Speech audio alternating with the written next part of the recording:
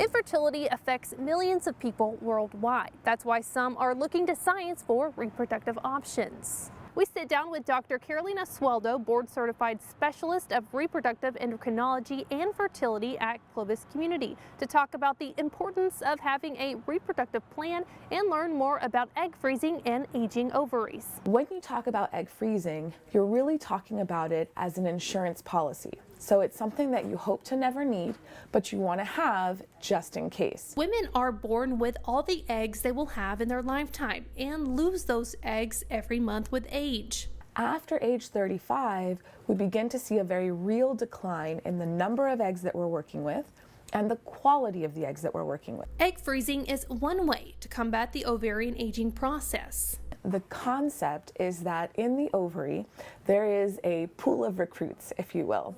And from that pool of recruits, one egg is selected out to be the dominant follicle. That's the one that goes on to ovulate. And if there's no pregnancy, then that goes away. And the next month, a whole new group of recruits comes back for the next attempt.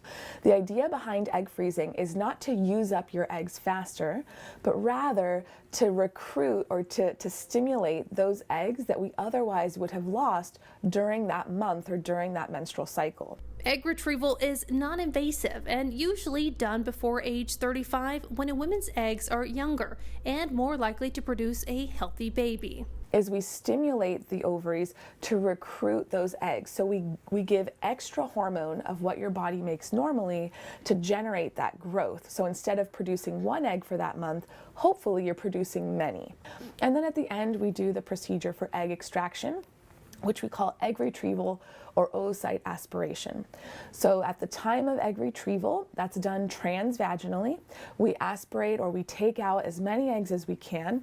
That's handed off to the lab. The lab will identify how many total eggs we were able to retrieve, and then the number of mature eggs, so the good ones, so to speak, that will then go on to be frozen for future use. This family planning option allows patients the ability to choose when the time is right to conceive.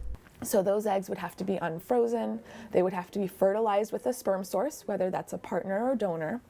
Embryos need to be created in the IVF laboratory and then transferred back into a uterus, whether that's your uterus or a gestational carrier. Overall, Dr. Sueldo says it's important to research if egg freezing is right for you. You can do what's called ovarian reserve testing to understand the quantity of eggs that you currently have present, and then combine that with a visit with a fertility specialist to talk about what this may mean for you and whether egg freezing would be a good option. I really think the message is about knowledge, understanding your body, understanding the concepts of what ovarian aging is, what does my menstrual cycle normal, what's not, and really looking towards what are my options, how can I empower myself.